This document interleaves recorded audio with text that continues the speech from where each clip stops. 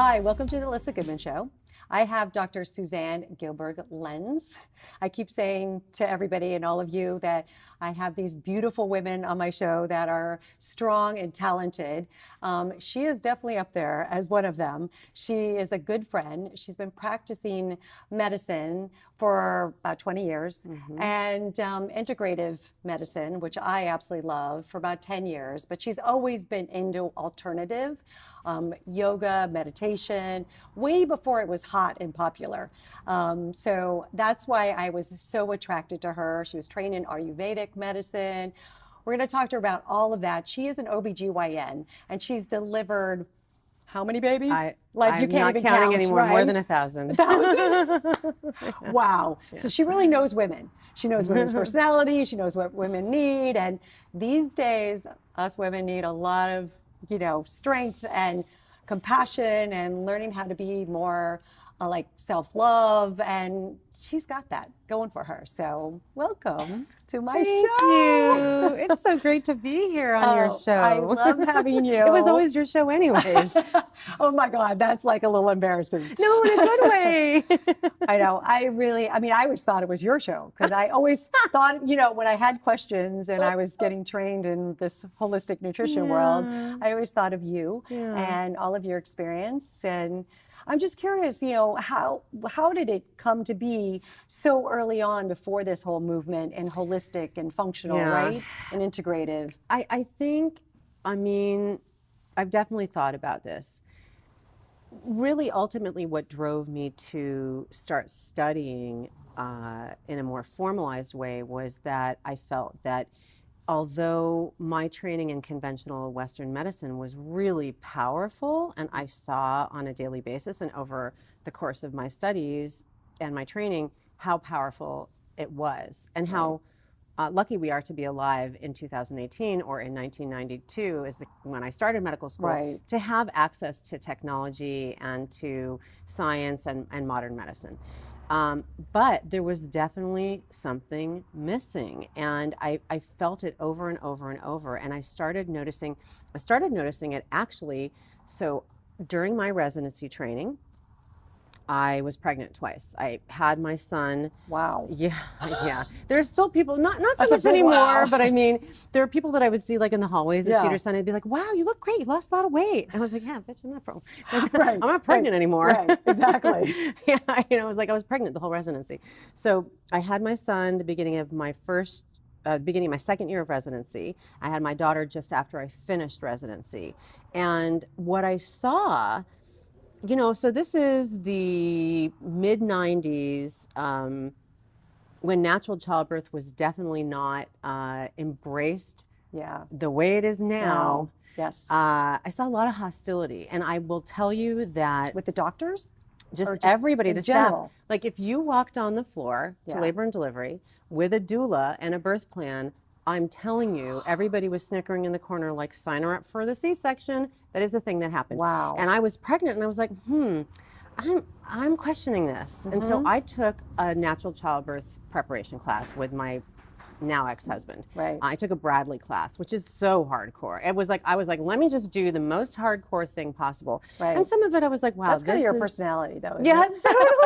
I don't know what you're talking about. That's weird. I love that about you. This is what happens when you let your friend interview you. Yeah. So I took that class, and I learned a lot about what people outside of my world were doing and talking about. And that was very contrary to what was happening inside. But I said to myself, pregnancy and birth is natural. Something's wrong here. This is a physiologic experience. This is not an illness. Right. Why are we treating it like an illness? Right. I trust myself. I trust my body to do it the way that I think I can do it. Now, the difficult part for me was that my doctor, who is a wonderful person, not a supporter, and completely undermined my plan. Wow. So I came in, I'm 31 years old, right? Which I thought was so old. Now I look at my patients. I was young, super healthy, actually had a very fast labor.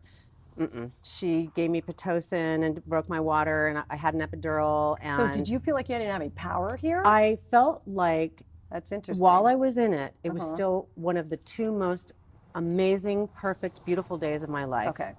I didn't feel robbed at Okay. all. But in retrospect, I'll tell you what happened. In retrospect, I became friends with filmmakers who made The Business of Being Born. Right. She shoved it in my purse one night at dinner and said, "You still haven't watched my movie." And I finally watched it Right. with the father of my children. And he said, "Honey, that's what happened to you. You know, do you realize that I was advocating for you and they weren't listening to me? And they were doing all these interventions. And I kept saying, Suzanne doesn't want you to do that. Can we talk about why you're doing that?" And they did it anyways. And it was a real eye opener. But it explained to me, Elissa, why I was determined to create an environment of empowerment and love and healing with my patients. And it did lead me ultimately to look for other ways to learn and to heal people, because I felt it wasn't all there. Something was missing. And you know what? It was the heart. It was the heart. It was the love. It was the soul. It was the mind, body, spirit connection that I was seeking in my own self. Right. And so I was doing yoga and meditation. And, you know, I always have these crazy stories. So one of my patients from my residency days Yeah. came to me and said, "Hey, you know, you should learn about Ayurveda." I mean, this is literally how it happened. Right. And I was like, "What's that?" Right. She's like, "Well, I just think you'd be into it. Here's some info." And I ended up going to the Chopra Center and learning from Deepak and David Simon, who's now passed away, directly, because at the time they taught the courses. Right. It was a course How for exciting. physicians. Yeah. To be able It was to amazing. learn from him. And also to learn, I don't think I could have heard it from another doctor, Right. from a non-doctor. I would have Right. been skeptical, Right. even though I'd had all these experiences, right? And I was doing yoga and I was doing meditation. But when it came to medicine, Yeah. it blew my mind. And I decided to pursue that course of study on my own, which was not easy. It was hard for me to find a course. I did. And I spent several years doing it. I mean, I did the internship. I saw patients Ayurvedically on the side outside of my Western practice. I made my own herbal supplements for them. Wow. It was incredible. And are you still doing that? I don't Not do as that much, so much. I 'cause you're just so don't have the busy. time, but Yeah. it informs my choices, and it does. informs my Does it in- experience and What- their experience. What about at home? Do you do that for yourself? Yeah, definitely. Okay. Definitely. A There- little. You dabble in Oh, it. for sure. Yeah. And there's certain things that, you know, always worked. Yeah. I mean, I used Triphala. Everybody had this illness recently. Yeah. And I made, you know, my pepper honey tea and my cinnamon thyme tea Right. and, you know, all these things that I learned from my herbalism training, which was always really, really, really interesting to me and something that resonated. So Yeah. Because it's powerful stuff. for I mean, sure. been around for centuries. it's thousands of years, all of Thousands, human right. history. I'm not sure why that is not valid. I know. Or I agree. legitimate. I always wonder that too. Weird. When I Why would it persist if it was so bad and didn't Right. work? Right. So I think what is so beautiful is that what you said earlier about the heart and the soul and like really tuning into your patients Yeah. and your clients' patients and really helping them go through the process with heart and soul as well, right? Like just really, and also being able to speak their mind of what they wanted. You listened. Yeah. So you were one of the few in the early Yeah. days that really listened to them. I mean, I helped hate them. to say that and think that there are definitely people who were ahead of me, Right. who were, I feel, are pioneers, who are mentors of mine. Right. Many of them were male doctors, to be perfectly honest. You know, Jay Gordon, yeah. held my hand through the whole, has always been such a supporter. And I always look to him to say, this is a guy who understands the science and who understands the heart and soul. Right. And he can integrate the two and he can be open-minded and loving. He loves his patients, which is why he allows space for them to have their process, and he will guide them the way he needs to. You know, women who were, Debbie Frank, who in the birth world we're all mourning her loss. She just passed away last month. She was the first private practice midwife here on the west side of LA, and she was the Really? first midwife to allow privileges at Cedars-Sinai Medical Center. Gives me chills. She was Wow. an incredible When was that? pioneer. When did- She didn't get her privileges until probably 10 or 15 years ago at the most. That's amazing. She was doing home birth and then she was doing hospital birth. So there were people ahead of me. Yeah. But it's true that I looked at things differently. And Did you always do that as a kid? yes. So that's I'm really part I'm of just your... a weirdo. It is not a weirdo. I think it's a beautiful thing. You were sort of ahead of the I don't know if I'm times. ahead. I just I like I mean, think the way I think yeah, about things. right. And You knew things could be better. You knew Or things could be different. I'm like, different. I look at stuff and I'm like, You're a seeker. yes, totally. Yeah. My whole life. That's what I My love. whole life. Yeah. You still do it. Oh, I'm never going to be done. Right. Yeah. So what do you never. see now in your practice as a seeker? Yeah. Like, well, I mean, are there some of certain it things is. that pop up other than, doing the bursts, sort of women's wellness and health? Yes. So I've always been an advocate for wellness. That's a really interesting, and I'm coming to some conclusions about this, okay? Some of this is motivated by my own self-interest, right? So I'm telling you that, like, when I was in the birthing time of my life, all these things happened, and I realized, oh, let me do it this way. Okay, let me share that with my patients, and I'll always do that. Right. But so now I'm of a certain age, and I'm definitely focusing more on perimenopause and menopause. Yeah.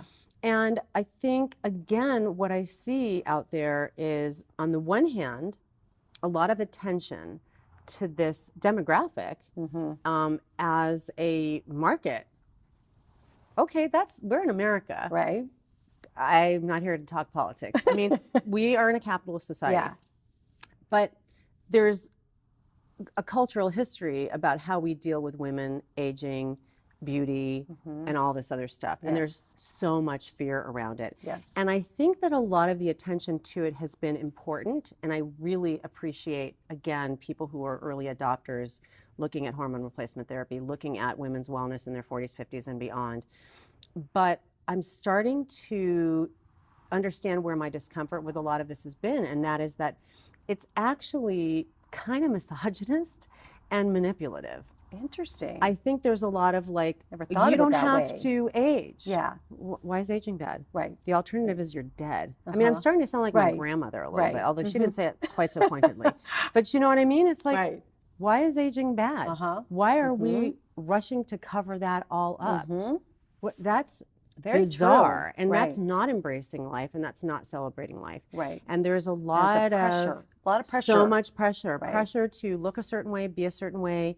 Wellness has become an industry, not a description. Yes. With all due respect, because I've participated for 2 decades heavily in the wellness community. I've done tons of media work and all sorts of stuff around that. Right. And it's my passion. It's my life's work. And the people I've worked with, it's their life's passion Right. too. But there's a little piece of it that I was like, what? Something's not working for me. And I started realizing, as I started looking at myself, like, I'm in the process of redoing my website. And I was looking at my stuff, and even you're saying, like, oh, you're so accomplished, blah, blah, blah. Right. Okay, so some of this is, me as a woman being uncomfortable being accomplished. We're not going to spend the entire hour on that. Right. But the other part of it is that, when I come out there and I present myself as not one of you, I don't want to do that. And so I gotcha. changed actually the last line of my bio Yeah. to say that I still cannot do an unsupported handstand despite my many years of yoga.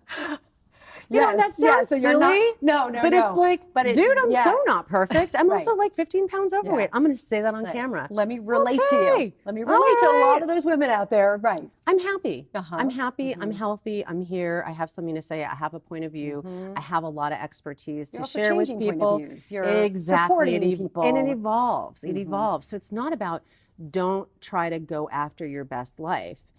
It's about step back for a moment and make sure that the me time isn't like a competitive Instagram moment. Yes.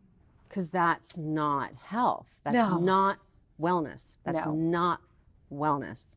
So are you seeing women coming in? I mean, they're definitely more on that mindset. Women are exhausted. Exhausted Melissa. because they need to be perfect. They need to Yes. look good. They need the hormone replacement. They need, they're anxious. They're depressed, right? They're not. Totally. I mean, they're trying to. They have so much hide it pressure on too, them. right? Like They have so much pressure on them. right. They should continue to be youthful and sexy, but also be wise Right. and be chill And be smart. and have time to do Pilates, yoga, meditation, high interval training, cook paleo, Right, have sex and think it's awesome all the time. I don't know, run a charitable organization. I mean, maybe I don't know normal Take people. care of their I don't know. husband or their partner or whatever. Right. Yeah, it's just a lot. Yeah. It's not normal. Right. No. Right. No. So what are you doing for them? Are you sitting them down and having a conversation with them? Do you have the time to do that? Yeah, it depends on what the situation is. And I find myself many, many times a day with women of all ages kind of So here's what I've learned over the years. If I I have a lot to say, Yeah, okay? yes. But if I shut up, it's amazing what happens. Because I That's hear so it. funny. So I Right. really just try to be present. I try Yeah. to show up. Yeah. And I don't know what else And to listen. say. Exactly. And a lot of times something will come out that will trigger a thought of mine, and I'm pretty instinctual. And so you know me, I can be I'm very Blunt. direct and very blunt. I am not for everybody. It comes with so much love. Right. I really am a ball of love. I really am. Right. Very true. No, and I mean, Very, very true. I Yes. have certain themes that I hit on with patients, and I have over the years. Surrender is a big one. That's important in life in general. It's Yeah. very, very obvious during pregnancy, childbirth, and parenting. Exactly. But I think as we get into aging, I bring that up a little bit more too. Like, breathe. Just take a moment and pause. Don't be so reactive. These are Yeah. just things that have worked for me. Yes. And maybe this doesn't sound like medicine. Oh, no, no, no. This is the most powerful medicine there is, because it's me and you exchanging energy. Yeah. It's me helping to create a container that makes you safe. Exactly. I can throw some stuff into the container that maybe you didn't know about and didn't have. Yeah. And we can make our own special brew that is unique to how you and I are going to interact as, healthcare provider and person seeking help. Yep. No, that's so beautiful. I've can't- never I heard don't- it put that way. It just came out of my Really mouth. beautiful. That was so beautiful. Yeah, because it sounds so simple, and it does. Just by you saying that, I exhaled.